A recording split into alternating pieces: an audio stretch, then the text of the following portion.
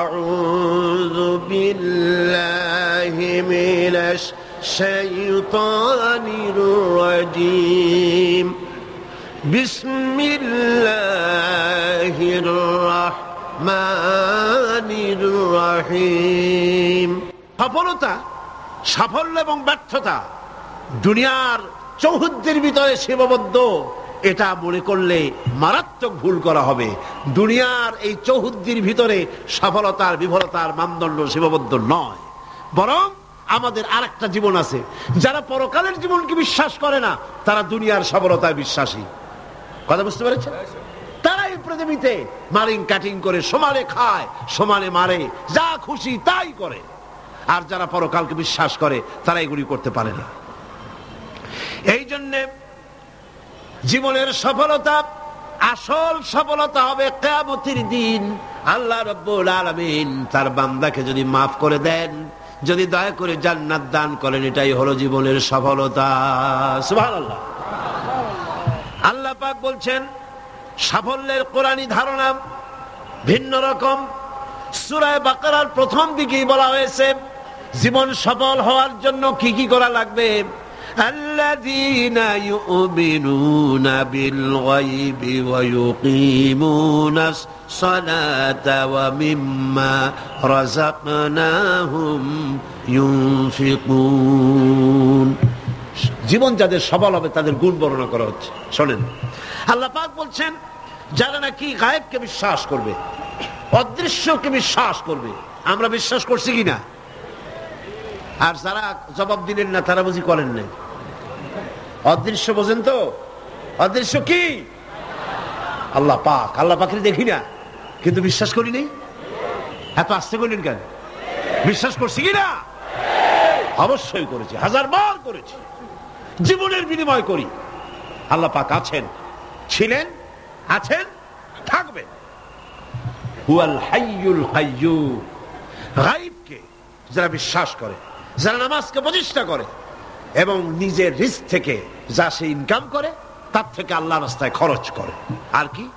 والذين يؤمنون بما أنزل إليك وما أنزل من قبلك وبالآخرة هم يوقنون। আর যারা আপনার প্রতি যে কিতাব অবতীর্ণ হয়েছে সেই কিতাবের উপরে বিশ্বাস করে, এর পূর্বে যত কিতাব এসেছে ওই কিতাবের উপরেও বিশ্বাস করে। ওয়াবিল আখিরাতি হুম ইউকিনুন। এবং পরকালকে বিশ্বাস করেছে যারা, তারা কি? এবার আসতেছে আসল কথাটা। উলাইকা আলা হুদাম মির রাব্বিহিম ওয়া উলাইকা হুমুল মুফলিহুন। এরাই হচ্ছে সত্য পথ, সত্য পথের উপরে রবেন তার মালিকের পক্ষ থেকে, মালিকের দেখানো পথের উপরে প্রতিষ্ঠিত, এবং এরাই সফল কাম। সুবহানাল্লাহ। এরাই সফল কাম। জীবনের সফলতা আর বিফলতার ব্যাপারে সূরা আলে ইমরানের মধ্যে বলা হয়েছে, ইয়া আইয়ুহাল্লাযীনা আমানু সবিরু ওয়া সাবিরু ওয়া রাবিতু ওয়াত্তাকুল্লাহা লাআল্লাকুম তুফলিহুন। হে বিশ্বাসীরা, সবরের পথ অবলম্বন করো, বাতিল পন্থীদের মোকাবেলায় দৃঢ়তা অর্জন করো। জীবন সফল হওয়ার পথ দেখুন। জীবন সফল হবে কিসে? হে বিশ্বাসীরা, সবরের পথ অবলম্বন করো। মাথা গরম করো না, মাথা ঠান্ডা রাখো, সবরের পথ অবলম্বন করো। এই সবরের ব্যাখ্যাও আমরা এখানে করেছি। তারপরে বাতিল পন্থীদের মোকাবেলায় দৃঢ়তা দেখাও, এরপরে হকের পথে উঠে পড়ে লেগে যাও। আশা করা যায় তোমরা সফল কাম হবে। সুবহানাল্লাহ। আশা করা যায় তোমরা সফল হতে পারবে। সফলতার মানদণ্ড সম্পর্কে সূরা মায়েদায় বলা হয়েছে, ইয়া আইয়ুহাল্লাযীনা আমানুত্তাকুল্লাহা ওয়াবতাগু ইলাইহিল ওয়াসিলা ওয়াজাহিদু ফি সাবিলিহি লাআল্লাকুম তুফলিহুন। জীবনের সফলতা এ ব্যাখ্যা নেব কার কাছ থেকে? বলেন না কার কাছ থেকে? কোটি টাকার মালিক হলে জীবনের সফলতা আসে না। গাড়ি বাড়ি ইন্ডাস্ট্রির মালিক হলে, ক্ষমতায় গেলে জীবনের সফলতা দুনিয়ার চৌহদ্দির ভিতরে সীমাবদ্ধ নয়। ব্যাখ্যা নেব কার কাছ থেকে? ওই আল্লাহ পাক বলছেন, হে বিশ্বাসীরা, জীবন তোমার সফল হবে আল্লাহকে ভয় করো। কারে ভয় করতে হবে? রাষ্ট্রকে, পুলিশকে, আর্মিকে, প্রধানমন্ত্রীকে, প্রেসিডেন্টকে। কারে ভয় করতে হবে? জোরে চিল্লা এখন। আল্লাহ রাব্বুল আলামিনকে ভয় করো। আর আল্লাহর নৈকট্য, আল্লাহর দরবারে পৌঁছার জন্য নৈকট্য অবলম্বন করো, নৈকট্য লাভের অনুসন্ধান করো। আল্লাহর কাছে যাওয়ার জন্য নৈকট্য লাভের অনুসন্ধান করো। ওয়াবতাগু ইলাইহিল ওয়াসিলা, এর তাফসীর করা হচ্ছে আমলে সালেহ, নেক কাজ করো। সেই নেক কাজগুলি তোমার জন্য জান্নাতে যাওয়ার ওসিলা হয়ে যাবে। সুবহানাল্লাহ। ওসিলা তালাশ করো। আর হলো আল্লাহর পথে সাধনা করো, চেষ্টা করো, মুজাহিদা করো, জিহাদ করো, সংগ্রাম করো, তাহলে তোমাদের জীবন সফল হয়ে যাবে। আবার সফলতার মানদণ্ড সম্পর্কে সূরা মায়েদার অন্য আয়াতে আল্লাহ পাক বলেন, ইয়া আইয়ুহাল্লাযীনা আমানু ইন্নামাল খামরু ওয়াল মাইসিরু ওয়াল আনসাবু ওয়াল আজলামু রিজসুম মিন আমালিশ শাইতানি ফাজতানিবুহু লাআল্লাকুম তুফলিহুন। হে বিশ্বাসীরা, মদ, জুয়া, মূর্তি পূজার বেদী, ভাগ্য নির্ণায়ক স্বরসমূহ শয়তান কর্তৃক উদ্ভাবিত নোংরা কাজ। এইসব শয়তানি ঘৃণ্য কার্যকলাপ থেকে বিরত থাকো। শয়তান চায় মদ এবং জুয়ার মাধ্যমে তোমাদেরকে আল্লাহর জিকির স্মরণ থেকে গাফিল করে দিতে, তোমাদের পারস্পরিক, তোমাদের মধ্যে শত্রুতা বৃদ্ধি করে দিতে চায়। ফাহাল আনতুম মুনতাহুন, এগুলি শোনার পরেও কি তোমরা এই মদ আর জুয়া থেকে ফিরে থাকবে না? কে বলতেছেন? কে বলতেছেন? এর থেকে ফিরে থাকো, লাআল্লাকুম তুফলিহুন, আশা করা যায় তোমরা সফল কাম হবে। আমরা সফলতার আশা করি আল্লাহ নিষিদ্ধ জিনিসকে জারি করে দিয়ে, আল্লাহ নিষেধ করা জিনিসগুলি চালু করে দিয়ে তার মধ্যে সফলতা আশা করি। আর আল্লাহ বলেন, আমার নিষিদ্ধ করা জিনিসগুলিকে দুনিয়ার বুকে নিষেধ করো, বন্ধ করে দাও, তাহলে সফল হবে। প্রসঙ্গক্রমে আমি আপনাদের সামনে বলতে চাই, 1996 নির্বাচনে পার্লামেন্টে আসার পর মদ জুয়া নিষিদ্ধকরণ বিল 96, এই বিল আমি উত্থাপন করেছিলাম, বিল পেশ করেছিলাম। আপনারা নিশ্চয়ই পত্রপত্রিকায় দেখছেন না? সেই বিল উত্থাপন করার পর স্পিকার সাহেব কমিটিতে পাঠিয়ে দিলেন, সংসদীয় কমিটিতে পাঠিয়ে দিলেন। সুদীর্ঘ 2 বছরের ভিতরে এই বিলের কোনো খোঁজ নাই। মারাত্মক ডিপ ফ্রিজের অতল তলে বিল পড়েছিল। সেখান থেকে 15/10/98 তারিখে 2 বছর পর প্রথম আমার বিলের ব্যাপারে একটি মিটিং ডাকা হলো সংসদের কমিটি কক্ষে। আমি এই ঘটনা শুনেছি এই কারণে, এই আয়াতের সঙ্গে রিলেটেড জীবনের সফলতা আর বিফলতার মানদণ্ড কোথায়। আমরা মনে করি আল্লাহ নিষিদ্ধ করা জিনিসগুলি চালু করলেই জীবনে সফলতা আসবে, আর আল্লাহ কয় আমার নিষিদ্ধ করা জিনিসগুলি রাষ্ট্রীয়ভাবে নিষিদ্ধ করলেই জীবন সফল হবে। মিটিং বসলো, সেই মিটিং অন্তত 50-60 জন লোক আসছেন। কারা এসেছেন? বিভিন্ন মন্ত্রণালয়ের সিনিয়র অফিসার, সচিব, উপসচিব পর্যায়ের লোকেরা এসছেন। এমপি আসছেন কয়েকজন, সরকারি দলের, বিরোধী দলের। আমাকে তো ডেকেছে। আমার মনে হলো, আশান্বিত হলাম, 2 বছর পরে হলেও বিল তো মরে নাই, জিন্দা আছে। এবং আমার মনে হলো যে এতগুলি মুসলমান এখানে মনে হয় আমার এই বিলের পক্ষেই তারা কথা বলবেন, এটা আমি আশা করলাম। আমাকে যিনি সভাপতিত্ব করছিলেন তিনি আমাকে বললেন, আপনি আগে কথা বলবেন না, সকলের বলা শেষ হবে তারপর আপনি বলবেন। সবটা শুনিয়া বললাম ঠিক আছে। শুরু হলো এই বিলের ব্যাপারে বলা, আলোচনা শুরু হলো। বিলের ব্যাপারে ফাইল তৈরি হয়েছে, এত এত বড় আমার কাছে ফাইল আছে। বিভিন্ন মন্ত্রণালয় মদ নিষিদ্ধ করলে, জুয়া নিষেধ করলে এই দেশের কি হবে এই ব্যাপারে তারা তাদের মন্তব্য দিয়েছে। মন্ত্রণালয়ের মন্তব্য, জাতিসংঘ কি ফতোয়া দিয়েছে তাও আছে, সার্ক এই ব্যাপারে কি ফতোয়া দিয়েছে তাও আছে। এত বড় ফাইল। শুরু হলো প্রথমেই অর্থ মন্ত্রণালয়।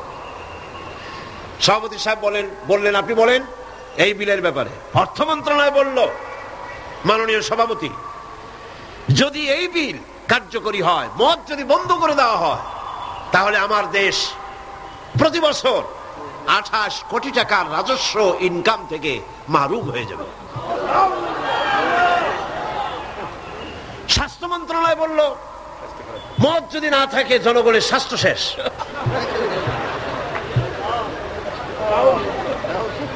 ব্যাখ্যা দিচ্ছি, তাদের বক্তব্যের ব্যাখ্যাও আছে। স্বরাষ্ট্র মন্ত্রণালয় বলল, মদ যদি বন্ধ হয়ে যায় উচ্ছৃঙ্খলতা বাড়বে, সন্ত্রাস বাড়বে। কারণ সুইপার, ডম, ক্লিনার, এই সমস্ত মানুষগুলি এগুলি তারা খায়। যদি তাদের খাইতে দেওয়া না হয় তাহলে তারা উচ্ছৃঙ্খল হবে এবং তারা নানান রকমের সন্ত্রাসে লিপ্ত হবে। কাজে এই সন্ত্রাস বন্ধ করার জন্য এটা থাকা দরকার। ইন্না লিল্লাহি ওয়া ইন্না ইলাইহি রাজিউন।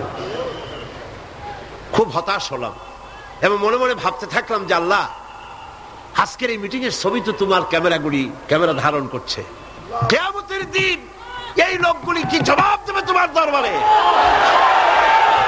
আমি তো আমার বাপের বিল নিয়ে হাজির হই নাই, আমার বাপের বিল তো নিয়ে হাজির হই নাই। এরপরে পররাষ্ট্র মন্ত্রণালয়ের পক্ষ থেকে বলা হলো, আমরা গরিব দেশ। যুক্তি দেখুন, আমরা গরিব দেশ, ডোনাররা আমাদেরকে সাহায্য দেয়, বিদেশি সাহায্যদাতারা, দাতা গোষ্ঠী, তারা আমার দেশে সাহায্য নিয়ে আসে। ওনাদেরকে যদি একটু মজুরা দিতে পারি তো দিলাম কি, একটু মেহমানদারি তো করা উচিত। এই মেহমানদারি না করতে পারলে আমরা তো সর্বনাশ হয়ে যাবে দেশ। সুতরাং এটা বন্ধ করার অর্থই হলো বিদেশি সাহায্য বন্ধ হয়ে যাওয়া। এইভাবে বিভিন্ন মন্ত্রণালয় বলতে লাগলেন আর আমি বসে বসে কুইনিয়ান গিলতে লাগলাম। সর্বশেষ ইসলামী ফাউন্ডেশন, সভাপতি সাহেব বললেন, ইসলামী ফাউন্ডেশনের ডিজি সাহেব, তার নামের এক একটা মৌলানা লাগানো আছে। তিনি বললেন, মৌলানা সাহেব আপনি বলেন। আমি এই লোকটার চেহারা জীবনে দেখি নাই, ওই প্রথম দেখলাম। আমি ভাবলাম অন্তত সে যাই হোক, নামের আগে যখন একটা মৌলানা আছে, জি, তাহলে উনি এই বিলের পক্ষে কথা বলবেন, আমার ধারণা হলো। কিন্তু সর্বনাশ, তিনি বললেন কি, আহা, চাকরি করতে গিয়ে মানুষ এইভাবে ইমান বিক্রি করে? অবাক হলাম আমি। চাকরি করতে গিয়ে মানুষ তার ইমান বেচে। তিনি বললেন, এই বিল আমি তার কথাই কোট করছি, আমার সব মুখস্থ। তিনি বললেন, এই বিল আমি আগে পাই নাই, মিটিং এ এসে বিলটা পেলাম। বিল পড়ে দেখলাম যিনি বিল উত্থাপন করেছেন তিনি একটি ধর্মীয় আবেগের উপরে ভিত্তি করে এই বিল পেশ করেছেন। এটি হচ্ছে ইসলামের নামে আরেকটি অনইসলামিক কাজ। তিনি বললেন এইটা, এর কারণ হলো যুক্তি। শোনেন যুক্তি, কত বড় আলেম তিনি, সোজা কথা। তিনি বলছেন যে আমার দেশে অমুসলিমরা আছে, আমার জন্য যেটা হারাম সেটা তাদের জন্য হালাল, আমাদের জন্য যেটা হালাল সেটা তাদের জন্য হারাম।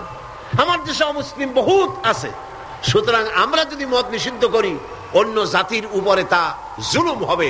আর আল্লাহ বলেছেন লা ইকরাহা ফিদ্দীন, ইসলামে কোনো বাড়াবাড়ি নেই। তিনি আরো এক ধাপ আগিয়ে গেলেন। তিনি বললেন, শুধু এই বিলের ব্যাপারেই নয়, বাংলাদেশের সংবিধানের মধ্যে আল্লাহর উপর ঈমান এবং অবিচল আস্থার কথা বলেও অমুসলিমদের উপরে, সংখ্যালঘুদের উপরে প্রেসার ক্রিয়েট করা হয়েছে, জুলুম করা হয়েছে। এই বক্তব্য শেষ হওয়ার পর আমাকে সময় দিল, কপাল খারাপ, মাগরিবের বাকি তখন 10 মিনিট, সামান্য সময় পেলাম। আমি বললাম, সভাপতি সাহেব, এতক্ষণ পর্যন্ত আপনার আমন্ত্রিত মেহমানেরা যেসব আইনের বই দিয়ে কথা বলেছেন সেগুলো আইনের বই, আর আমি যে আইনের কিতাব দিয়ে আজকে আপনাদের সামনে দলিল নিয়ে এসেছি সে আইনের কিতাবখানি হচ্ছে আকাশের নিচে জমিনের উপরে সর্বশ্রেষ্ঠ আইনের কিতাব, যার নাম কোরআন শরীফ। আমি যে বিল পেশ করেছি এই বিল আমার বানানো নয়, এটি মানুষের তৈরি করে নয়। আপনার অর্থ মন্ত্রণালয় বলেছে 28 কোটি টাকার ক্ষতি হবে, প্রতি বছর 28 কোটি টাকার ক্ষতি হবে রাজস্ব ইনকাম থেকে মদ বন্ধ করলে। কিন্তু আমি বলতে চাই, আল্লাহ পাকের নিষিদ্ধ জিনিসকে আপনারা হালাল করবেন, 28 কোটি নয়, বন্যার পানির মতো হাজার হাজার 28 কোটি টাকা আল্লাহ বন্যার পানি দিয়ে ভাসায় দেবে। আপনারা ঠেকাইতে পারবেন না, ঠেকাতে পারবেন না। খেতে দেওয়ার মালিক কে? ইমাম খোমেনিকে আমেরিকান প্রেসিডেন্ট বলেছিলেন, আমার বন্দীদেরকে ছেড়ে দাও, কূটনীতিকদেরকে ছেড়ে দাও, যদি না ছাড়ো তাহলে তোমাদের খাদ্য এবং রসদ যা আমরা পাঠাই ইরানে তা পাঠানো বন্ধ করে দেব। ইমাম খোমেনি ভার্সিটি সিটই করছিলেন নাকি?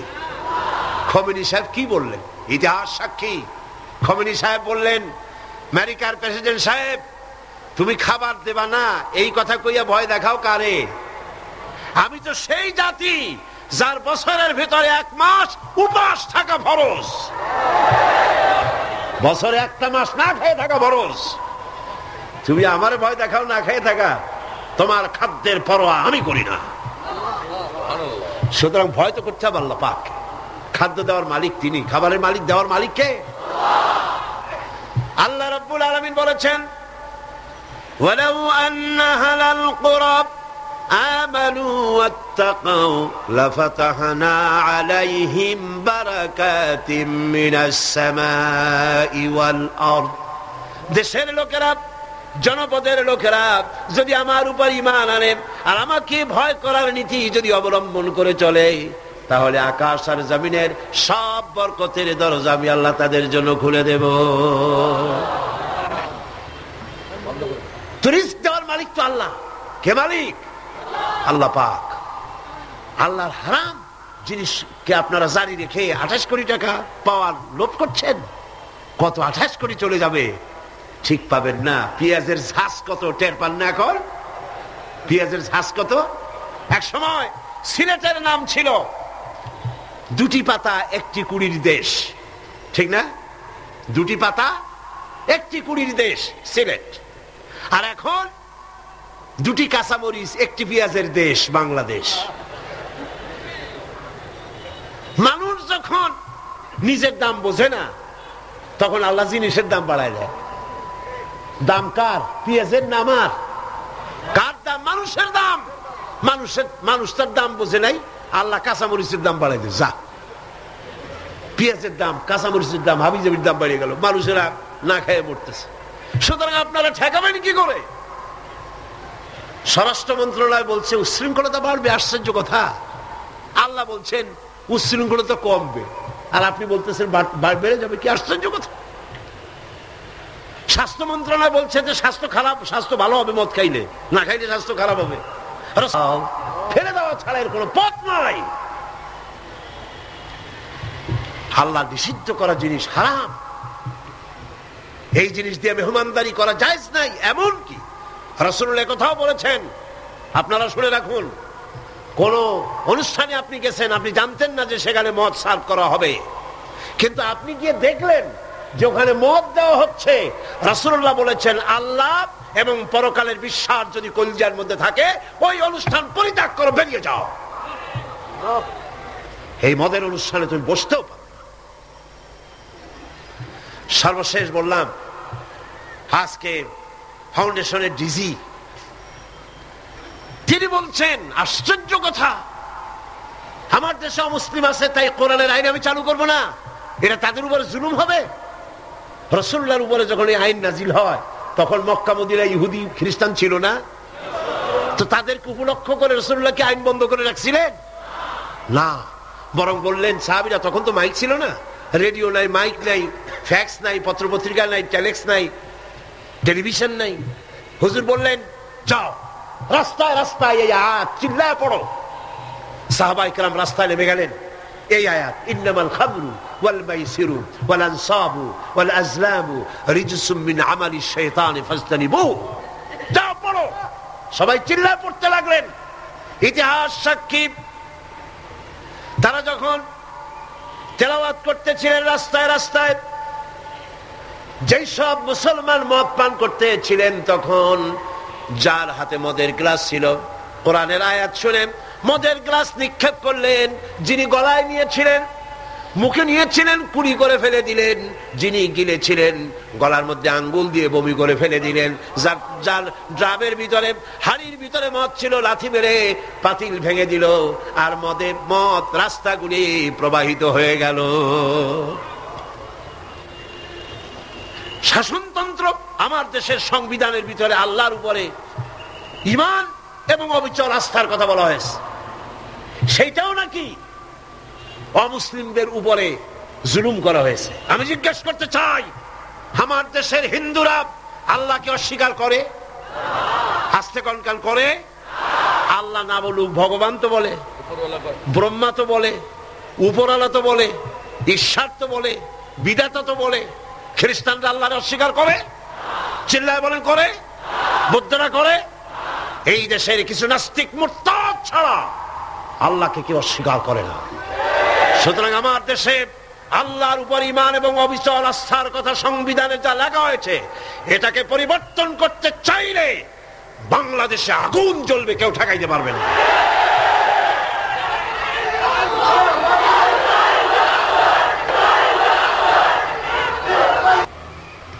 দুই বছর পর একবারের জন্য এটা উঠলো, আমি সব কথা বলতে পারলাম না, মাগরিবের আজান হয়ে গেল। আমাকে বলা হলো এই বিল আবার আরেকদিন আমরা মিটিং করব। সেদিন পার্লামেন্ট চলাকালীন সময় বিলের উপর রিপোর্ট দেওয়া হলো। আমি দাঁড়ায়া বিধি অনুযায়ী কথা বলতে চাইলাম, কথা বলতে পারলাম না, কথা বলতে দেওয়া হলো না। যাই হোক, সেটা ভিন্ন কথা। আল্লাহ পাকের কাছে ছেড়ে দিয়েছি। আমরা চাই পৃথিবীর দ্বিতীয় বৃহত্তম মুসলিম দেশ বাংলাদেশ, এখানে মদ এবং জুয়া নিষিদ্ধ ঘোষণা করা হোক। আপনারা চান কিনা? চান কিনা? চান কিনা? আল্লাহ রাব্বুল আলামিন বলছেন, যেটাই হলো সফলতার মানদণ্ড। দুনিয়ার চৌহদ্দির ভিতরে এই সফলতা নির্ভর করে না। সূরা হজে বলা হয়েছে, ইয়া আইয়ুহাল্লাযীনা আমানু রুকউ ওয়াসজুদু ওয়া'বুদু রাব্বাকুম ওয়াফআলুল খায়রা লাআল্লাকুম তুফলিহুন। হে বিশ্বাসীরা, রুকু করো, তোমরা রুকু এবং সিজদা করো, আর নিজের রবের বন্দেগী করো, নেক কাজ করো। এই কাজগুলি করলে তোমরা সফল কাম হতে পারবে। সফলতার মানদণ্ড এখানেই আল্লাহর হুকুম, আল্লাহর আনুগত্যের সামনে নিজের মাথা নত করে দেওয়ার মধ্যেই, এটার মধ্যেই রয়েছে সফলতা। আল্লাহ পাক সেই কামিয়াবি দুনিয়া এবং আখিরাতে আমাদেরকে দান করুন। আমরা বলি আমিন, আমরা বলি আমিন। এরপরে আল্লাহ পাক আরেকটি গুরুত্বপূর্ণ কথা সামনে বলছেন। আল্লাহর কথা সবই গুরুত্বপূর্ণ। আল্লাহর কথা কি? সবই গুরুত্বপূর্ণ। আল্লাহ পাক বলেন, وَمِنَ النَّاسِ مَن يَشْتَرِي لَهْوَ الْحَدِيثِ لِيُضِلَّ عَن سَبِيلِ اللَّهِ بِغَيْرِ عِلْمٍ وَيَتَّخِذَهَا هُزُوًا أُولَئِكَ لَهُمْ عَذَابٌ مُهِينٌ। লোকেদের মধ্যে এমন লোক আছে যারা মনোমুগ্ধকর কথা কিনে আনে জ্ঞান ছাড়াই, আল্লাহর পথ থেকে মানুষকে ফিরায় রাখার জন্য। ওয়াত্তাখিযাহা হুজুয়া, আর আল্লাহর পথে মানুষ যেন চলতে না পারে সেই জন্য এই পথকে তারা হাসি এবং ঠাট্টা বিদ্রুপ করে। উলাইকা লাহুম আযাবুম মুহিন, এদের জন্য রয়েছে লাঞ্ছনাকর শাস্তি। আর কি? وَإِذَا تُتْلَى عَلَيْهِ آيَاتُنَا وَلَّى مُسْتَكْبِرًا كَأَنْ لَمْ يَسْمَعْهَا كَأَنَّ فِي أُذُنَيْهِ وَقْرًا فَبَشِّرْهُ بِعَذَابٍ أَلِيمٍ। আর যখন তাকে আমার আয়াত তেলাওয়াত করে শোনানো হয়, সে দর্প ভরে অ্যাবাউট টার্ন করে, দর্প পরে পিঠ ফিরায় চলে যায়।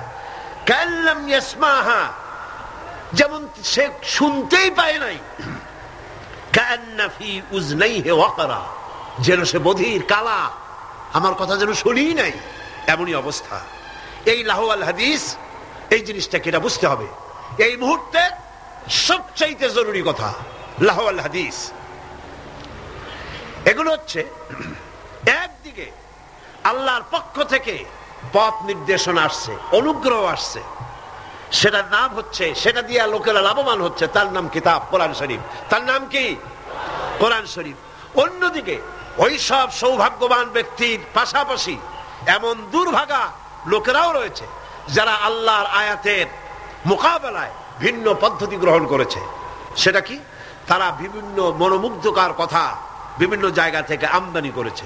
হাদিস শরীফে এসেছে, নজর ইবনে হারিস, কুরাইশদের এক ব্যক্তি, সে বলল, তোমরা মুহাম্মদ সাল্লাল্লাহু আলাইহি ওয়াসাল্লাম, আমি এই ধান্দাবাজি তোমরা ছাড়ো, কোরআন শরীফের কাছে যাতে মানুষ না যায়। মানুষগুলি হেদায়েত হচ্ছে কি কারণে? এক রসুল দেখে আর এক কোরআন শুনে। কারণ কয়টা? দুইটা। কয়টা কারণ? রাসূলুল্লাহর চেহারা দেখে, রাসূলুল্লাহর ব্যবহারে ইসলামের দিকে আকৃষ্ট হচ্ছে, আর কোরআন শুনে মানুষ পাগল হয়ে যাচ্ছে। সুবহানাল্লাহ। নবীজি যখন তেলাওয়াত করতেছেন, কাফের বেঈমানেরা চতুর্দিক থেকে দাঁড়ায় যাচ্ছে। রাসূলুল্লাহর তেলাওয়াত শুনে শুনে নিজেদের অজান্তে চোখের থেকে পানি পড়তেছে, আর মুখ দিয়ে বেসাখতা বেরিয়ে যাচ্ছে। লা ইলাহা ইল্লাল্লাহু মুহাম্মাদুর রাসূলুল্লাহ। জোরে পড়ে লা ইলাহা লা ইলাহা লা ইলাহা ইল্লাল্লাহু মুহাম্মাদুর রাসূলুল্লাহ। নজর বিন হারিস বলল, মুহাম্মদ সাল্লাল্লাহু আলাইহি ওয়াসাল্লামের বিরুদ্ধে কথা বলে ইসলাম থেকে সরাইতে পারবা না। আমি বুদ্ধি এঁটেছি, আমি এক কায়দা করব, দেখবা লোকেরা এখানে আর আসবে না। সেটার জন্য সে চলে গেল বাগদাদ। মক্কা থেকে বাগদাদ ইরাক চলে গেল। ইরাক থেকে পুরানা রাজা বাদশাদের কিসসা কাহিনী কিনে আনলো। সেই কিসসা কাহিনী কিনে এনে সেইগুলি কিসসার এক বিরাট আসর বসাইলো। আর সেই আসরকে আরো আকর্ষণীয় করার জন্য নর্তকী, সুন্দরী, গায়িকা, নায়িকা এদেরকে আনা হলো। এই দিয়ে মানুষকে কোরআন থেকে ফিরায় রাখার জন্য চেষ্টা করলো, আর ইসলামের রাস্তাকে, কোরআনকে ঠাট্টা বিদ্রুপ তারা করতে লাগলো। বন্ধুগণ, আল্লাহ রাসূল আখিরাত এবং নৈতিক চরিত্রে শোনার ইচ্ছাই যেন লোকেরা হারিয়ে ফেলে, সেই জন্য এই চেষ্টা তারা করলো।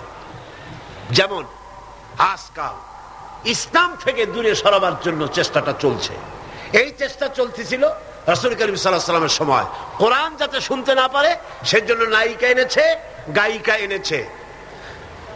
সেজন্য তারা গল্পের আসর বসিয়েছে, সাংস্কৃতিক আন্দোলন করেছে। এগুলি করে কোরআন থেকে ফিরাবার হাজারো প্রচেষ্টা করেছে। আর আজও একই পদ্ধতিতে গোটা জাতিকে চরিত্রহীন বানাবার লাহওয়াল হাদিস দিয়ে প্রচেষ্টা চলছে। ঠিক কিনা? ঠিক কিনা? আজ দেখেন দেশের সরকারের পৃষ্ঠপোষকতায় নর্তকী, গায়িকা, নায়িকা বন্যার পানির মতো ভারত থেকে আসতেছে। ঠিক কিনা? এরপরে আল্লাহর কোরআনের পথে বাধা দেওয়ার জন্য নাচ, গান, নাটক, সিনেমা ইত্যাদির আমদানি করা হচ্ছে। এগুলি করে ইসলামের পথে বাধার সৃষ্টি করা হচ্ছে। দর্শন বাড়তেছে, চরিত্রহীনতা ক্রমান্বয়ে বাড়তেছে। এগুলি সব হচ্ছে লাহওয়াল হাদিস। এগুলি কি বলুন? লাহওয়াল হাদিস। এই লাহওয়াল হাদিস থেকে আল্লাহ পাক বাঁচার জন্য বলেছেন, যারা কেনে এই লাহওয়াল হাদিস, যারা কেনে অর্থাৎ নিরর্থক মনোমুগ্ধকর, আকর্ষণীয়, আল্লাহর পথ থেকে ফিরাবার যত ব্যবস্থা আছে সবগুলি হচ্ছে লাহওয়াল হাদিস। এগুলি তারা কেন করে? এগুলি করে লিয়ুদিল্লা আন সাবিলিল্লাহ, আল্লাহর রাস্তা থেকে মানুষগুলোকে ফিরাবার জন্য, আর কোনো কারণ নেই। মুন্সিগঞ্জে আমার এক মাহফিল ছিল, নারায়ণগঞ্জের এপার। সেই জায়গায় প্রোগ্রামটা আমার শুক্রবার দিন প্রোগ্রাম হবে সকাল 8টায়, একটা দোয়ার মাহফিল। সেই মাহফিলে গিয়ে রাতের বেলায় মঞ্চ গেট পোড়াই দিয়েছে, মাহফিল যাতে না হতে পারে সেজন্য সরকারি ছত্র ছায়ায় এই কাজটি সেখানে করা হয়েছে। আমি শুনে বললাম, যারা এই কাজটা করলো তারা তো মাহফিলের প্যান্ডেলে আগুন দেয় নাই, নিজেদের তকদিরে আগুন লাগাইছে, নিজেদের তকদিরে আগুন লাগাইছে। জীবনে তো গানের প্যান্ডেলে আগুন দাও নাই, থিয়েটারের গেটে আগুন দাও নাই, জীবনে কোনোদিন যাত্রার প্যান্ডেলে আগুন দাও নাই। সেই প্যান্ডেলটা আগুন দিলা যেখানে বসে কোরআনের কথা বলা হয়, যেখানে হাদিসের কথা বলা হয়। আগুন কপালে দিয়েছো, তকদিরে পোড়াইছো। যে হাত দিয়ে কোরআনের মাহফিলের মঞ্চর প্যান্ডেল পোড়ানো হয়েছে, এই হাত তো সাথে থাকার কথা নয়। এরপরে আল্লাহ পাক বলছেন এদের অবস্থাটা কি? এরা ওয়াত্তাখিযাহা হুজওয়া, আল্লাহর পথে আহ্বানকারীদেরকে তারা ঠাট্টা বিদ্রুপ করে। লিয়ুদিল্লা আন সাবিলিল্লাহ, একদিকে তো আল্লাহর রাস্তায় বাধা সৃষ্টি করে যাতে করে আল্লাহর পথে আসতে না পারে, তার জন্য হাজারো প্রচেষ্টা করে। 2 নম্বরে ঠাট্টা বিদ্রুপ করে ইসলামওয়ালা, টুপিওয়ালা, নামাজওয়ালা, দাড়িওয়ালা, নানান কথা বলিয়া ইসলাম যারা করে তাদেরকে ঠাট্টা এবং বিদ্রুপ করে। আল্লাহ বলেন, এই যে লাঞ্ছনা করতেছ নবীকে, কোরআনকে, ইসলামকে, ইসলামের দায়ীদেরকে, আর আমি তোমাদের জন্যই, তোমরা যে ইসলামকে লাঞ্ছনা করছো, মুসলমানদেরকে লাঞ্ছিত করছো, এই জন্য আমি আল্লাহ তোমাদের জন্য রেখেছি উলাইকা লাহুম আযাবুম মুহিন। ইসলামকে যারা লাঞ্ছিত করছো, মুসলমানদেরকে যারা লাঞ্ছনা দিচ্ছ, তোমাদের জন্যই লাঞ্ছনাদায়ক শাস্তি আমি আল্লাহ রেখে দিয়েছি কিয়ামতের দিন। এদের অবস্থাটা কি? আল্লাহ বলেন এদের অবস্থা হচ্ছে وَإِذَا تُتْلَى عَلَيْهِ آيَاتُنَا وَلَّى مُسْتَكْبِرًا كَأَنْ لَمْ يَسْمَعْهَا كَأَنَّ فِي أُذُنَيْهِ وَقْرًا। এদেরকে যখন আল্লাহর আয়াত তেলাওয়াত করে শোনানো হয়, দর্প পরে পিঠ ফিরায় চলে যায়, আমল দিতে চায় না। আল্লাহ বলেন এমন ভাবে অহংকারে ফিরে যায়, কান্না ফি উযনাইহি ওয়াকরা, মনে হয় যেন কানা বধির, শুনি নাই। ফাবাশশিরহু বিআযাবিন আলীম, এদেরকে কঠিন শাস্তির সুসংবাদ দাও। কঠিন শাস্তির কি দাও? কঠিন শাস্তির কি সুসংবাদ হয়? কি হয়? দুঃসংবাদ। আল্লাহ বলছেন কি? সুসংবাদ। এটা একটা দৃষ্টান্ত দিলে আপনারা বুঝবেন। আমি মাঝে মধ্যে এটা দৃষ্টান্ত দিয়ে এভাবে বুঝাই। ছেলে যদি মায় কন্ট্রোল করতে না পারে, খুব দুষ্ট ছেলে, মায় কন্ট্রোল করতে পারে না, মা তখন বলে আমার কথা তো শুনলি না, দাঁড়া অপেক্ষা কর, তোর বাবা আসবে, আমি তার কাছে বলবো। এমন পিঠটি লাগাবে, তখন মজা টের পাবি। পিটাইলে কি মজা লাগে নাকি? তাহলে এটা বলছে কেন?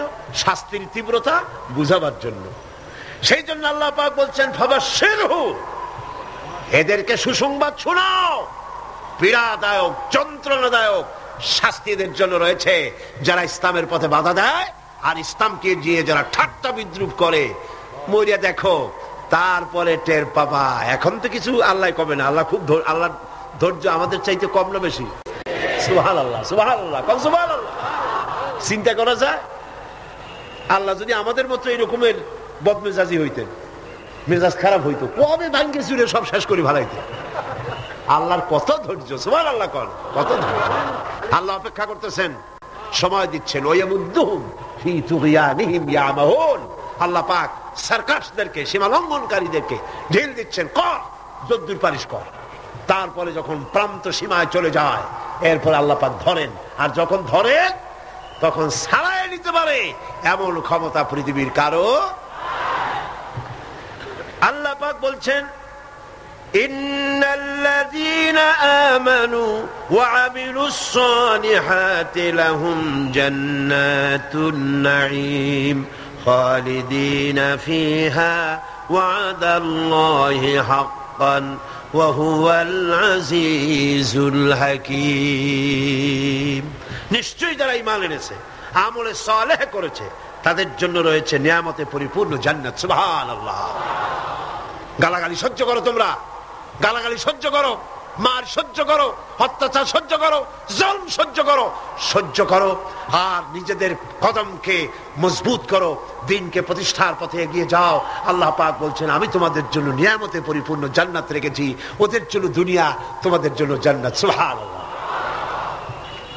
হুনাইনের যুদ্ধ থেকে, হুনাইনের জিহাদ থেকে রাসূলুল্লাহ যখন ফিরতেছিলেন, ফেরার পথে গনিমতের মালগুলি ভাগ করতেছিলেন, গনিমতের মাল ভাগ করছিলেন, তখন মক্কা শরীফ থেকে যে সমস্ত মুসলমানরা এসেছিলেন তাদেরকে রাসূলুল্লাহ বেশি দিলেন, ছাগল বেশি দিলেন, গনিমতের মাল ছাগল বেশি দিলেন, উট বেশি দিলেন, আর আনসারদেরকে কম দিলেন।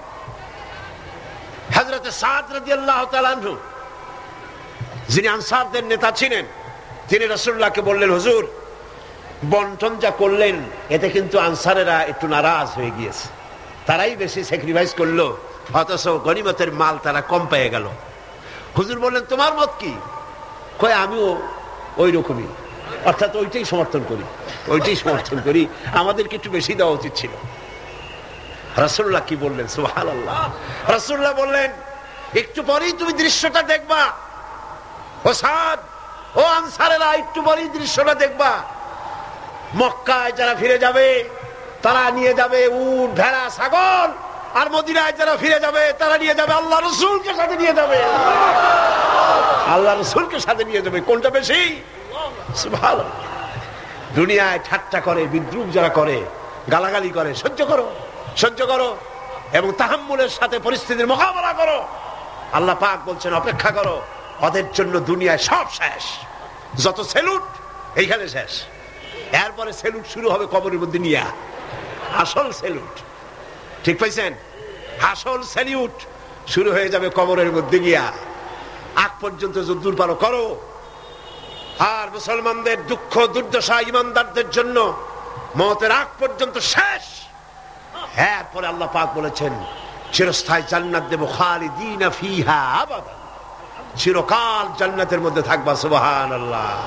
তবে এখানে আপনি সবর করে থাকবেন, আমার কথার ভুল অর্থ করবেন না যে আমরা শুধু মার খেতে থাকবো আর সবর করব, আর মাপবাড়ি, রাজনীতি, সমাজনীতি, ক্ষমতা, সব দেশের ফাসেক, ফুজ্জার, সারাবি, জানি, কাবাবি, ওরা থাকবে মাথার উপরে, আর আমরা খালি সবর করে যাব না। কথা কিন্তু সেটা না। কথা হচ্ছে ধৈর্যের সাথে পথ অতিক্রম করেন, মঞ্জিলের পানে এগিয়ে যান। মঞ্জিল কি? কোরআনের আইন চালু হওয়া। মঞ্জিল কি?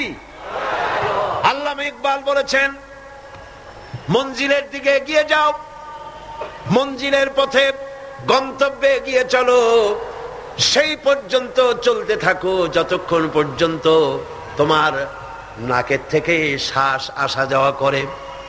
যতক্ষণ পারো মঞ্জিলে পৌঁছাবার জন্য দৌড়াও, যখন দৌড়াতে পারবে না, পায়ে যখন শক্তি নাই, তখন হামাগুড়ি দাও, হামাগুড়ি দিয়াও যখন এগোতে পারো না, গড়াতে থাকো, যখন তাও পারো না, তখন মঞ্জিলের পানে তাকায় থাকো, যতক্ষণ চোখের পাতা তোমার স্তব্ধ হয়ে না যায়।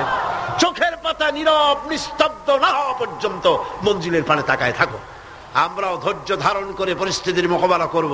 ওরা অস্ত্র নিয়ে আসবে, আমরাও অস্ত্র ধারণ করব।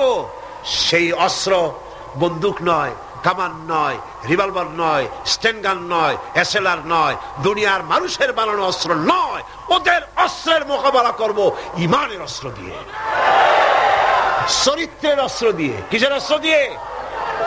চরিত্রের অস্ত্র দিয়ে, ঈমানের অস্ত্র দিয়ে এদের মোকাবেলা করব। আর ইনশাআল্লাহ বাংলার জমিনে দ্বীন প্রতিষ্ঠা আমরা করব ইনশাআল্লাহ। আল্লাহ পাক বলছেন, এইভাবে যারা ঈমান আনবে, আমলে সালেহ করবে, ওদের জন্য জান্নাতুন নাঈম, নিয়ামতে পরিপূর্ণ জান্নাত দেব, খালিদিনা ফিহা, ওর মধ্যে তারা চিরকাল থাকবে।